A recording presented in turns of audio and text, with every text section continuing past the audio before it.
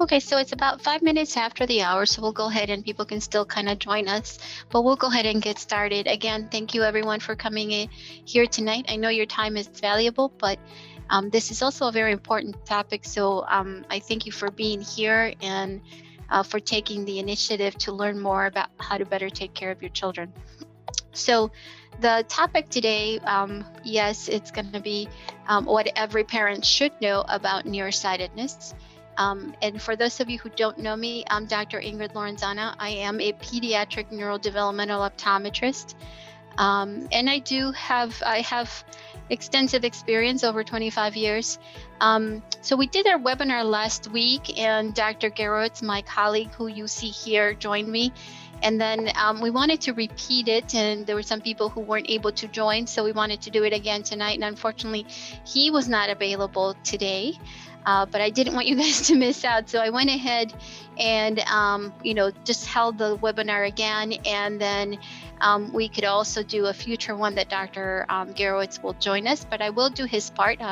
Obviously, I won't do it as good as him, but I will still share the part that he would have done for us.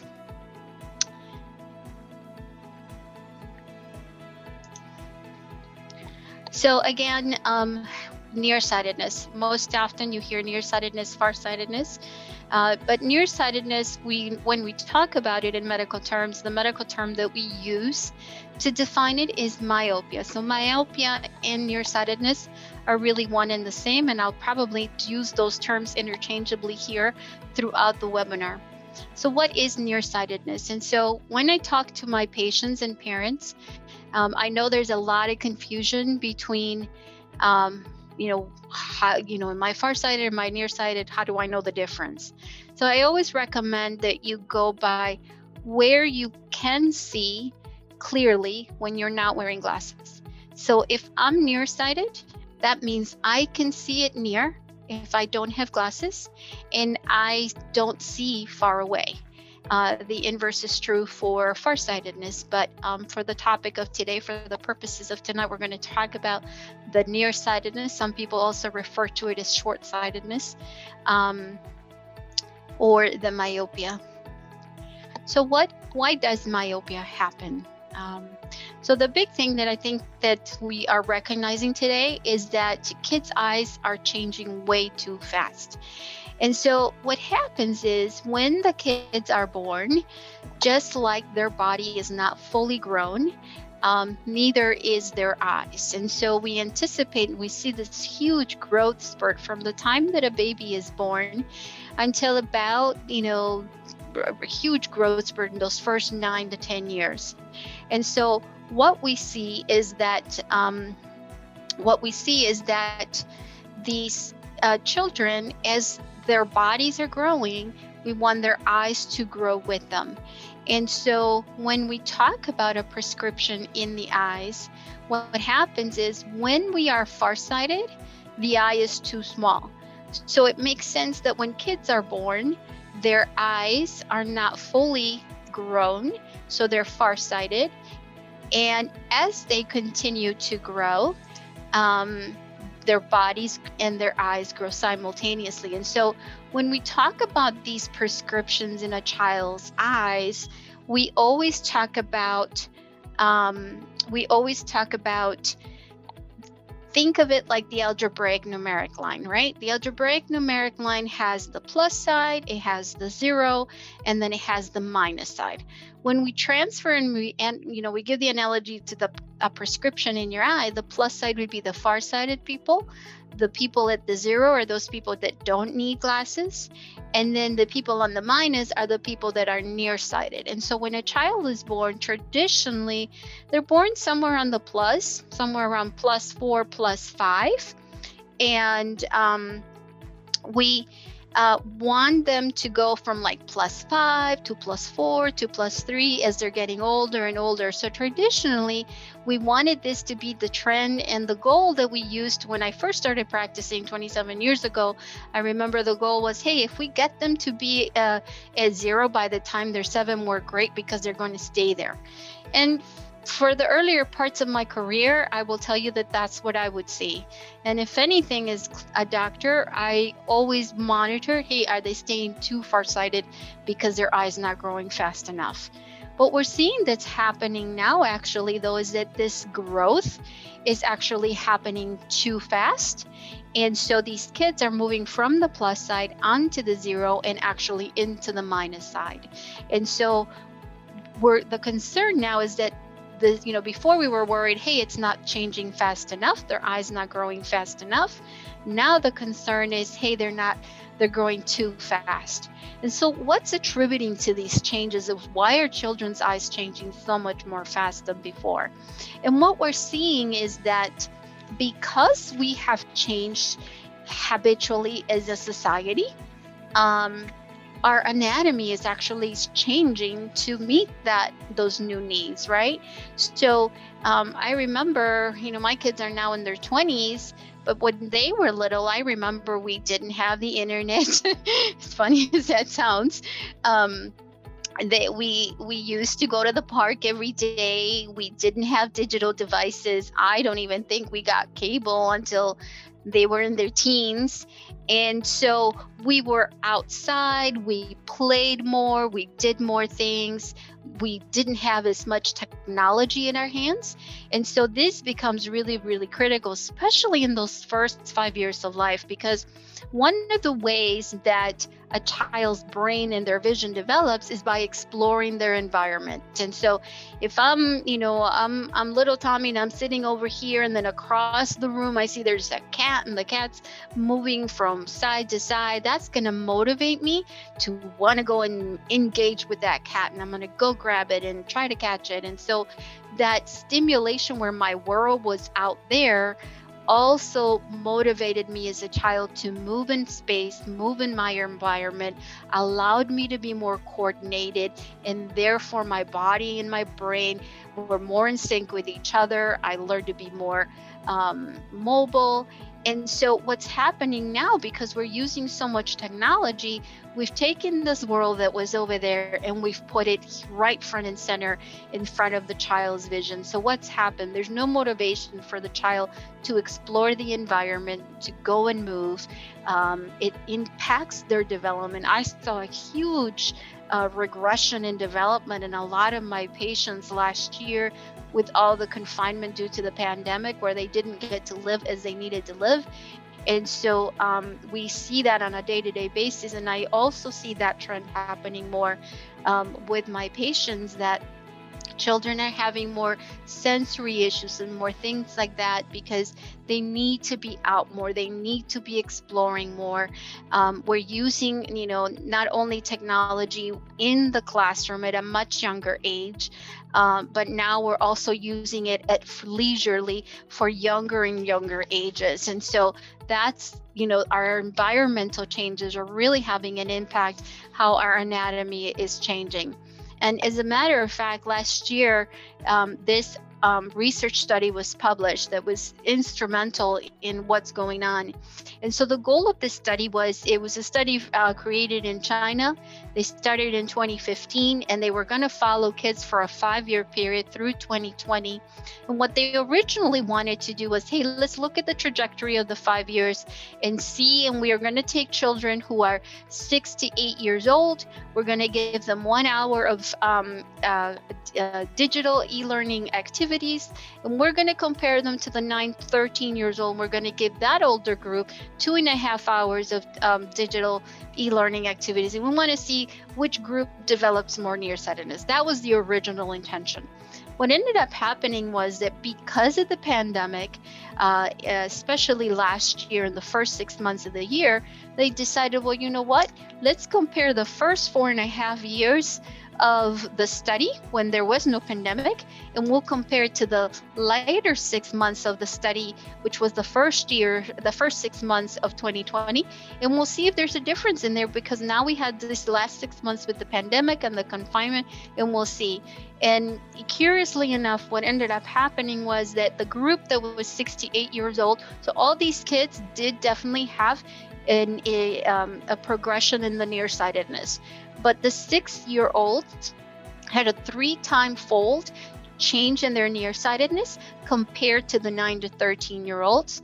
The 7 to 8-year-olds had it 2 times. And so even though, like I earlier said, the older kids did more e-learning, it wasn't as much about the e-learning as it was the combination of the digital devices with the age is really what the instrumental piece of this ended up being. That the younger a child is using a device, the more that it's going to advance the development of the nearsightedness and definitely impact their overall development. So this was a really, really valuable study and very timely. We were already on the concern, and that's why this study was in line, but the pandemic just kind of, made it for the perfect situation. And so it was of great value.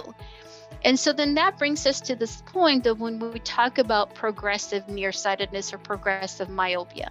So the goal is, the very first goal is we need to make sure that we're not getting these kids to develop nearsightedness. But once they develop it, then the goal becomes, okay, how can we slow down the progression? We don't want it to continue to get worse and worse. And so that becomes the issue. And so I also remember clinically, we used to say, if your child only changes about a half a unit of prescription per year, that's kind of the norm. Well, we now know that that's also no longer what we want, right? Because what we're seeing is that these kids are changing from 1 unit to 2 units, sometimes 3 units within a year period. So anything more than a half a unit, we definitely worry about that this is becoming progressive nearsightedness. And so we want to stick to the fact that this half a unit per year, it's still no longer valid. And that's what's kind of become now. That's why this,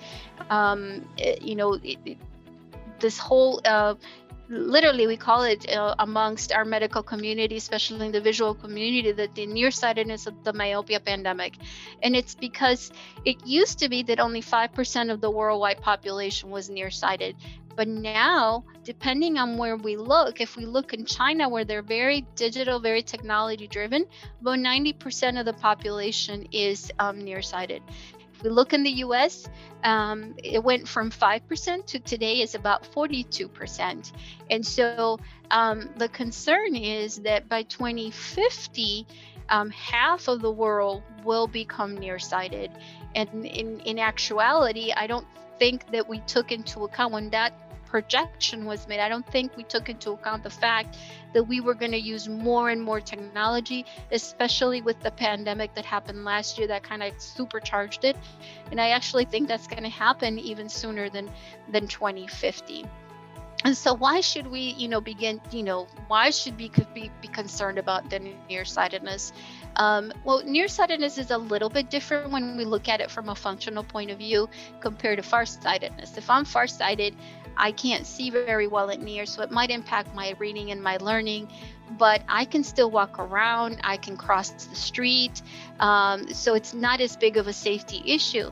When we talk about nearsightedness, it's different, right? I might have difficulty crossing the street. I might not be able to specifically judge how far away a car is. So it really impacts our independence. Definitely it impacts our ability in school. We know that 80% of what is absorbed in the classroom comes through the visual pathways, looking at the blackboard, being able to look at the teacher, looking at the facial expressions when someone's talking to you and responding appropriately, learning to get along with each other. And so that becomes different when the nearsighted, it impacts us at a totally different, it makes us a more,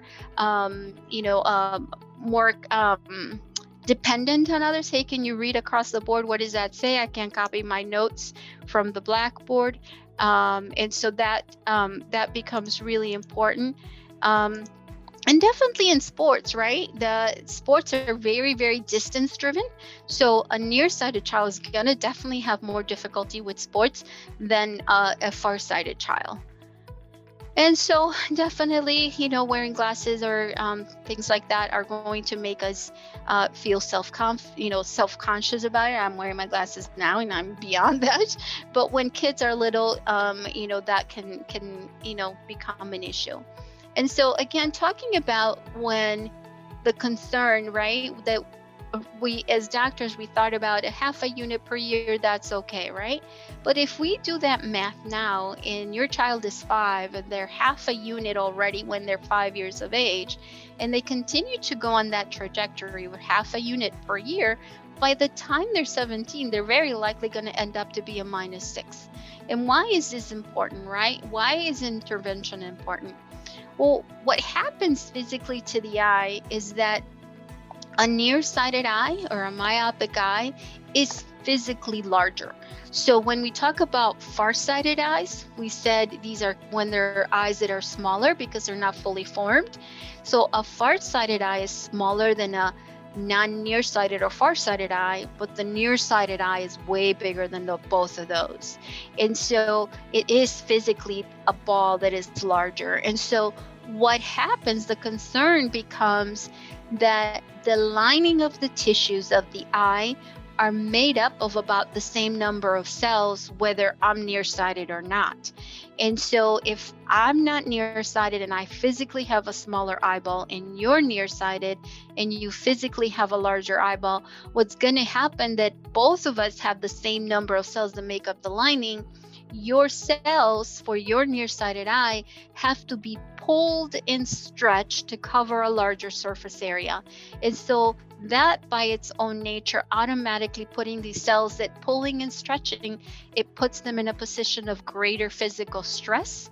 And it puts them in a position where now these children that are nearsighted are at higher risk of developing sight-threatened situations where the tissues can actually break, tear, or degenerate. And we see that the clinical research shows us that if I'm only about 1.25 units of nearsightedness, I have about 2 times the likelihood of developing a retinal detachment. But if I'm 6 units of nearsightedness, that goes up to 21.5% of developing a retinal detachment. That's significant. And we see the same kind of issue when myopic maculopathy specifically means that the lining of the eye is just too thin.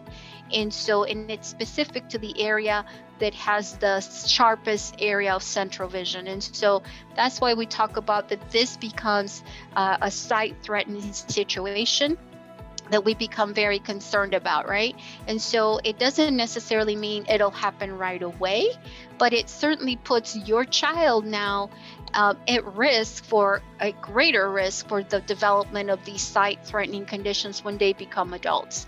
And so what are the things that make, my child at a higher risk?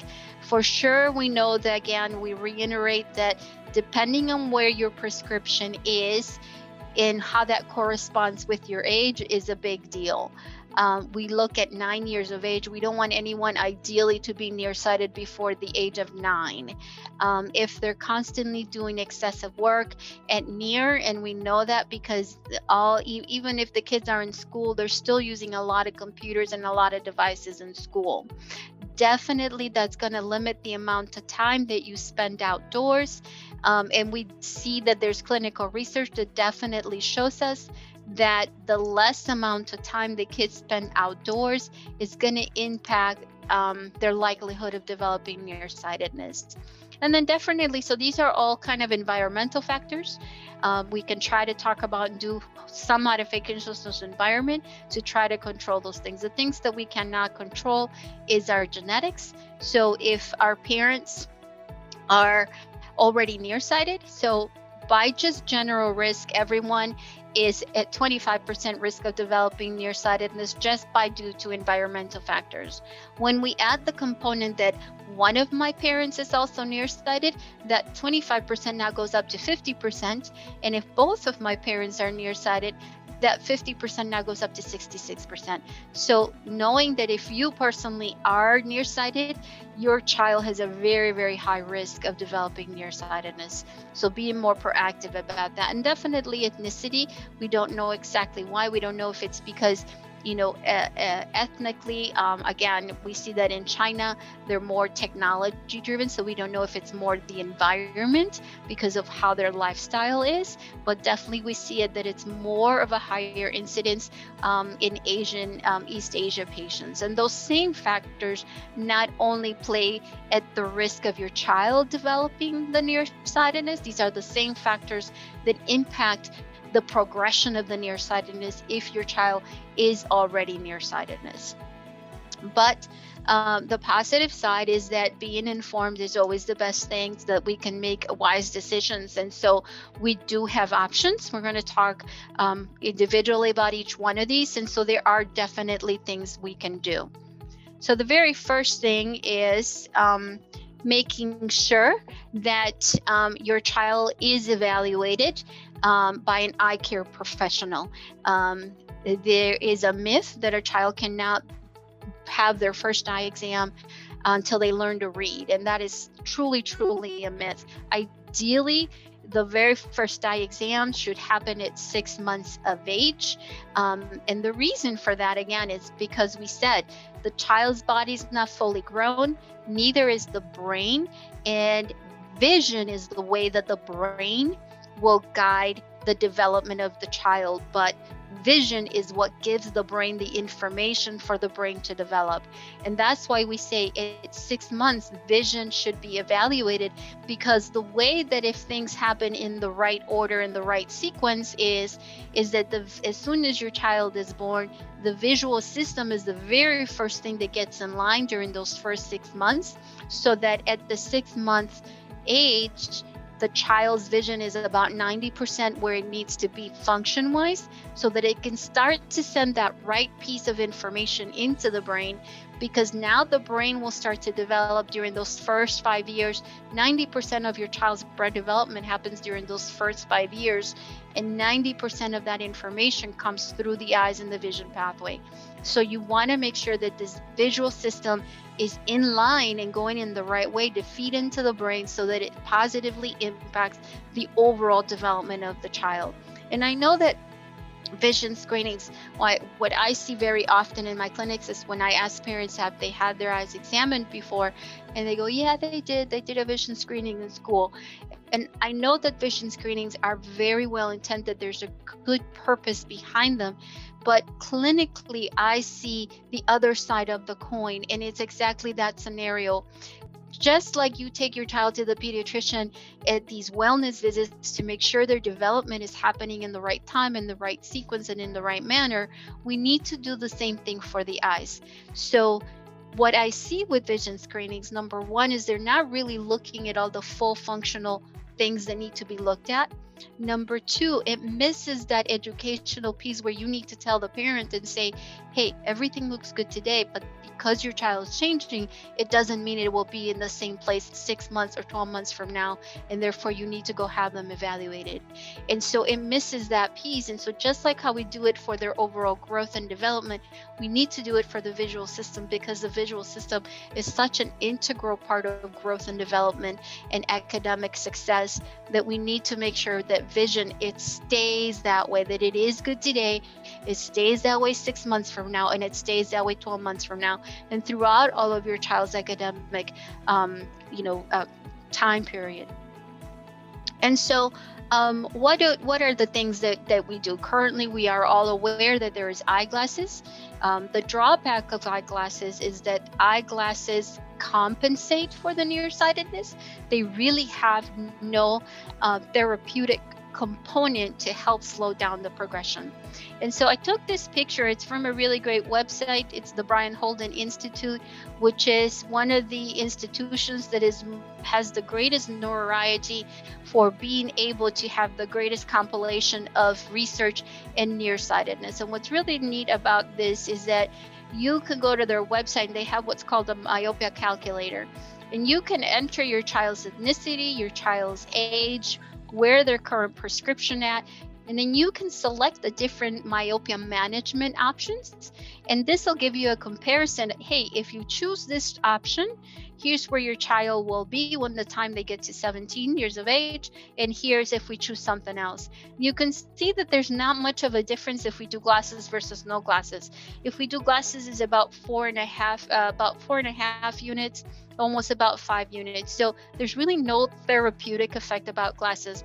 Now, this is changing too. These are traditional glasses that we're talking about.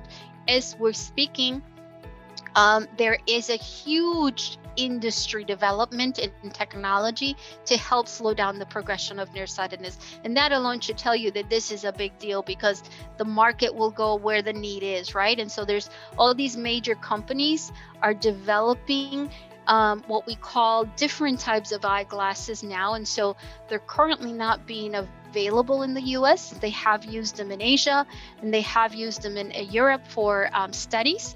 Hopefully they will come soon to the US. So there's a lot of development for eyeglasses that will potentially have that therapeutic effect. As of right now, they're still not quite there yet. So the other thing, and this is one of the things that I have used more frequently, is I use contact lenses. And again, these are not contact lenses that are your traditional contact lenses that you see at 1-800-CONTACTS. These are specifically contact lenses that have optical designs built into them so that they have a therapeutic component as to how they fit the eyes, and so that they have that ability to help slow down the progression. So MySight is one of the current contact lenses available, and actually MySight does have actual FDA approval in the US to be used for the therapeutic component of helping to slow down nearsightedness. Natural View is another lens that I very frequently have used prior to MySight. MySight just came out last year in the US.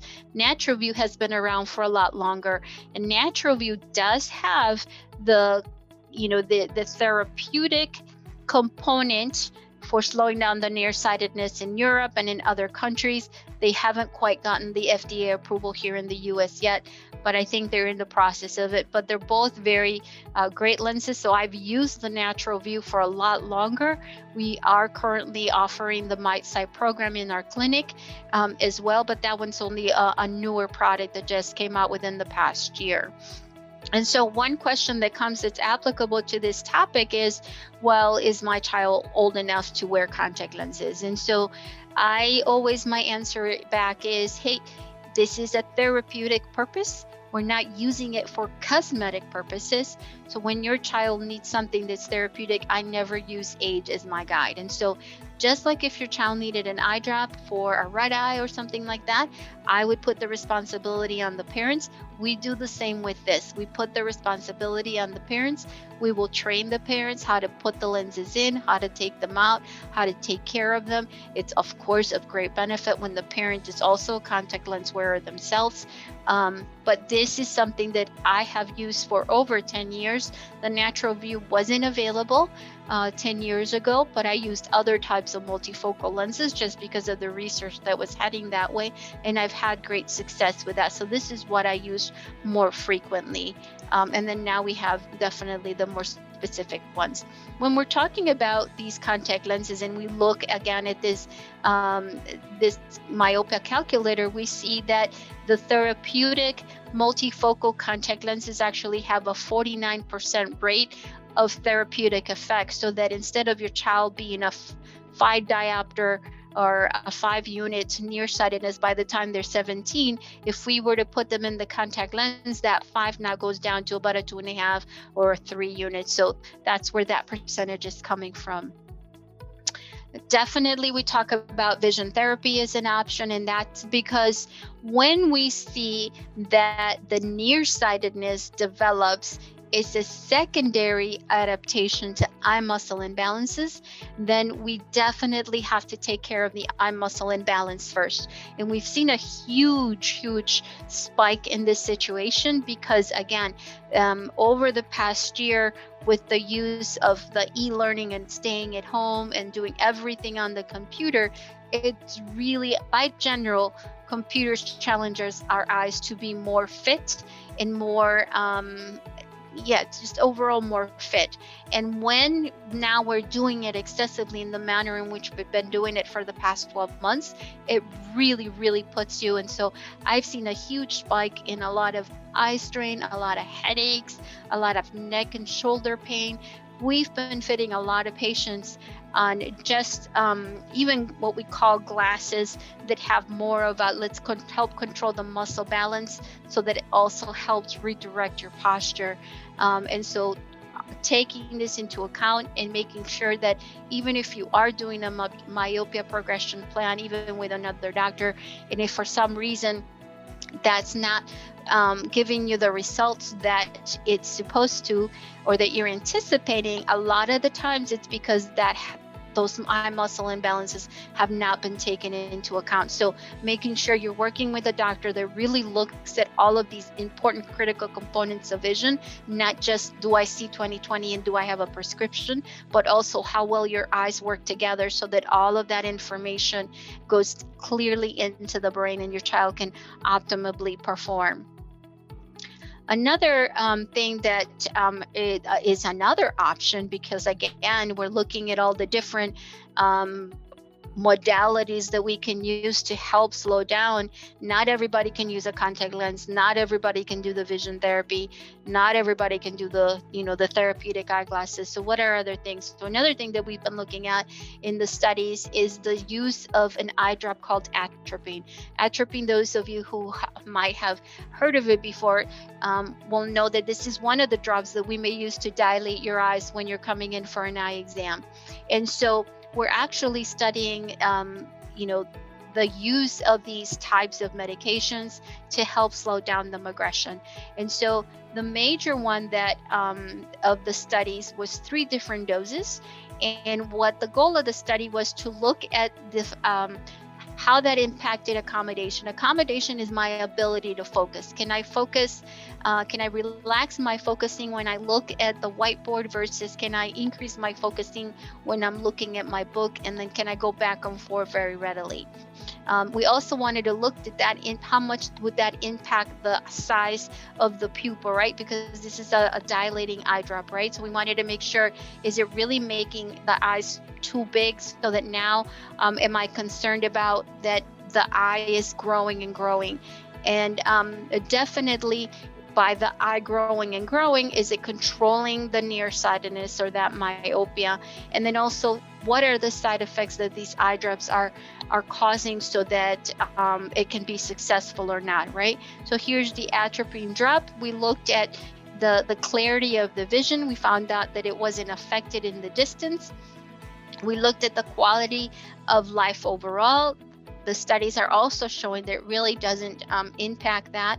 And we looked at different concentrations. We looked at the major 3 concentrations. We looked at 0.05, 0.1, 0.2, 0.25, and so on. And so we're looking at seeing which are ones, the lower ones. Can we give a lower concentration so that it minimizes the side effects, but also doesn't minimize the therapeutic effect? And so making sure of those things. And so the major ones that we are, like I said, evaluating are the 0.05, 0.25, and the 0.01. And so looking at the studies, it looks promising that this is another modality, another tool that we can use as an option to help slow down that nearsightedness progression. And so then we finally, the other thing, probably the one thing that's been around the longest is the orthokeratology. And so this is very similar to, this is a type of a hard lens. And it's a lens that your child would wear during the night while they're sleeping, and while they're wearing it, it reshapes the eye. And so very similar to kind of like wearing a retainer while you're going to sleep. The retainer or that mold holds the teeth in alignment and it redirects the teeth. This is a hard lens that goes on the eye and it reshapes the eye while the child sleeps. The positive side is that when they wake up, then they take the lens out, and because the eye has been reshapen, then now they can see clear during the day. And just like anything else, a rigid hard lens can be uncomfortable to wear, even if it is during the night. And so there is some development of tolerance to it, that it might be uncomfortable in the beginning, but you would then eventually develop the tolerance for that. And so what happens with that mold is, Dr. Garowitz explains it very similarly like how we would wear our ring, right? That when we wear our rings, and this is his picture, when we wear our rings, the area underneath where the ring was is flattened. If you look at your ring, you see the mark, the indentation on your ring. And you really didn't remove any skin, right? It just kind of got replaced to the sides outside of the ring. And that's very much similarly to what happens when you're doing that orthokeratology. So that lens that goes on the center part, it flattens the center part and it pushes the tissue of the cornea into the peripheral outside areas. Very similar to this kind of analogy that he's demonstrating for us here. And so what changes, what are the things that we can do, right? So definitely, if we know what are some of the factors that cause it, we can kind of try to undo those things, right? And so we talk about what are some of the myths, and some of the myths are like, hey, poor lighting makes a difference. And so that is no longer a myth, and that is true.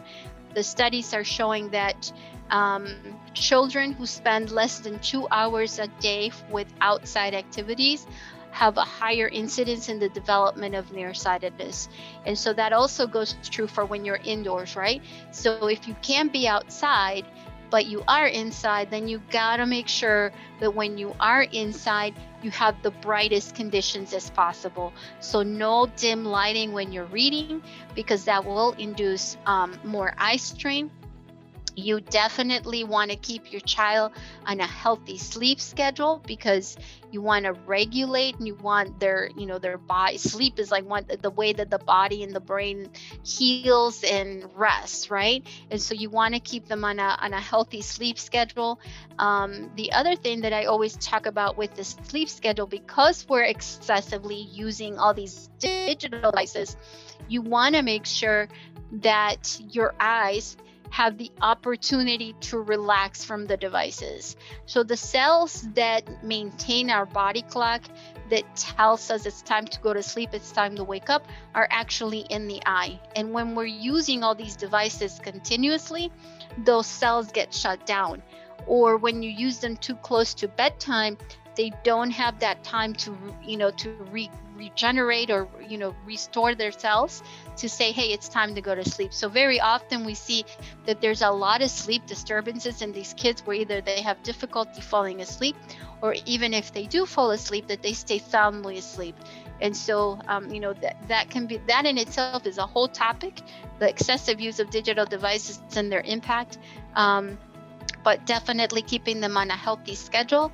Again, making sure that they're keeping their devices, because the new thing, right, is so, again, keeping their world as far away as they can. One of the biggest recommendations I made to my patients this year when they were doing all the e-learning, all these kids got these tablets from their school and they literally were like this, right?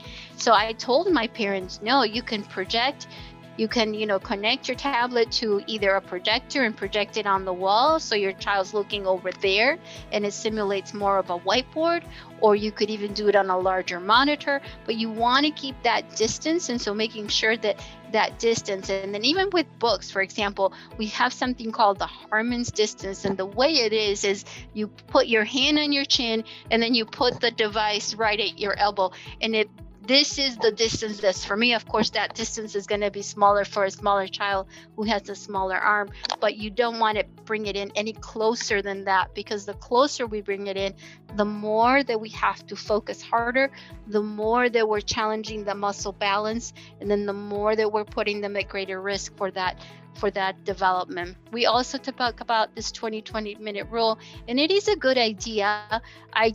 To be honest with you, I don't think it's really practical. A lot of the parents forget because you get so involved in what you're doing, you can't remember that, I gotta take my 20-minute break and go look away. Ideally, you should do it. If you want to really be successful at doing that, you may want to set a timer, because you need those constant reminders to be able to help you with that. But really, really the best thing is get your child to play outdoors. Go to the park, go ride your bike, go to the swings, go be outside, watch the trees, watch the birds, watch the clouds. Do all those things that are outside, and definitely not sharing each other's glasses. That's one of the things, is like, hey, I can see with your glasses. You don't want to be wearing other people's glasses. You don't, they're made for you. And so don't share each other's glasses, and making sure that you're getting all of that. And so definitely getting into a nearsightedness management program, whether it's the gentle shaping program, whether it's the multifocals, whether it's the eye drops. Which program is best for you really depends on where you are, what's going on with your child, what you can do as a family. So discussing that one-on-one with your doctor is definitely important. And definitely foods are really, really critical, again, because the eyes and the brain are really an integral part. They're really the one and the same. So what we do for the eyes, we're doing for the brain, we're doing for the overall person, the overall child. So brain healthy foods, green leafy vegetables, they are very high in vitamin A, and vitamin A is really critical to protect your eyes from all the blue light that's being emitted from the devices. Definitely increasing your time outdoors. We don't know specifically if it's the lighting or just looking far away, or if it's the vitamin D that we're absorbing, because again, we're seeing studies that are showing that children or individuals that are nearsighted actually have lower levels of vitamin D. So getting vitamin D into your system, and definitely omegas. Omegas are the nutrients that help those cells that are pulled and stretched regenerate. And so these cells consistently need to regenerate, especially if they're under high stress because of the pulling and the stretching. So these omegas are very good for your brain, they're good for your eyes, and there definitely has solid evidence that they are very, very important. So when we look at all of this globally, right? So whatever we do for the eyes is what we're doing for the brain, is what we're doing for your overall child. So everything that we do in our office is driven more on the overall, it's the eyes, but really it's the brain, it's the body, it's the person, because it's all really connected. So doing all those positive things, the sleep, making sure you're eating healthy. Even though you're eating healthy, I fall on the side of yes, definitely supplementing is important, because even if we eat healthy, our foods aren't as healthy and as nutritious as they used to be. Vitamin A, for example, you would have to eat 7 cups of spinach a day or 40 eggs to get the daily dose of vitamin A. Nobody's really doing that, as healthy as they may be. So that's why I tend to fall on the side, yes, we need to make sure that we're taking those supplements. Definitely hydrating, because water helps, again, cleanse the body, release the toxins. It helps a lot of the neurons work faster. Definitely movement and exercise, because it positively reinforces the biochemistry in the body, making sure that we try our best to minimize all of the toxins, whether it be in the foods, whether it be in the products that we use, whether it be in the things that are in our environment. And definitely getting your annual eye exams, or sometimes even more frequently. When I'm concerned about a child developing nearsightedness, or that they already are in nearsightedness, I no longer watch them every 12 months. I've changed my model where now I watch them every 6 months. And so definitely the more that we exercise these things now, the better that you're preparing your child to be a healthy adult, so that they're going to live a life that's healthier and safer. So having said that, everything I said, if any of you are interested in the resources from all the information I've provided to you tonight, this is my email. You're welcome to send me an email. Number one, we can send you the ebook that we promised, so that everything that was on here that I've talked to you will be on there again if you want to refer back to it. And then also, if you want to read further on the references of the topics that I've talked about. Additionally, this is my website, Dr. Garrows' websites, and both of us are available, that if you reach out to us, we will do, a phone consultation with you to kind of give you some guidance and maybe make the things that I talked about here a little bit more applicable, more specific to your child and your family. So having said that, we've come to a point where I think we're done, unless anyone has any questions. I don't know if anyone if anyone has a question, you're either welcome to ask it here, or if you guys if you can't think of it now and you decide that you think about it later, you're also welcome to be able to send me an email. Again, what I'll do is I will send everyone a follow-up email, and in that email, you're welcome to ask me any questions, in case that you can't think of any questions right now. So I'm just going to look here. And then I'll just wait a minute or so to see if anyone has a question. If you want to type it in on the chat, or if you want to unmute yourself, I've given permission for you to unmute. You're welcome to unmute and you can ask a question. And I'll just wait about a minute, and then if not, we'll be done. So, okay, so there is a question, and the question is regarding the blue light blocking lenses. Are they beneficial? I do fall on the side of yes. And again, it's because the cells that maintain your body clock, that tell you it's time to wake up, it's time to go to sleep, are in your eye. And what's happening is that the devices are emitting a blue light that overexert those cells to the point where it shuts them down. So children can't tell, and not even children, it's just even adults, right? They can't tell, their body can't, it throws off the signals to the glands that, hey, it's time to make those hormones that make me go to relax and go to sleep. Hey, it's time to make those hormones that tell me it's time to wake up because there's light outside. So the three main things I recommend that are beneficial for that is, number one, definitely the blue blocking glasses. Number two is eating healthy foods with rich in vitamin A, which would be a lot of those green leafy vegetables. And then number three would be looking at the devices that you currently have or that you're using. You want to, a lot of the newer devices have a blue blocking setting. So you want to see that you have that setting on. And so whether it's a tablet, a phone, even your computer, if you're using an older computer, then there's also some apps that you can download in the event that your computer is not one of those newer ones that has that setting option. You can always download an app. But I definitely fall on the side that you do need that. Another question is, does the light bulb like soft white or daylight matters in the eyes for kids? So actually, that's also a very good question. Light matters. And so there's actually light therapy that we use, and we use different colors to kind of, that's why people get seasonal affective disorder, because they can't auto adapt to the lighting. And so light is really critical. And again, it goes along the same lines of the blue technology. And so what we want to do is we want to use brighter, brighter, bolder colors in the morning. And then we want to use softer lighting, more in the blues, more in the blues in the evening. We want to use brighter things in the morning.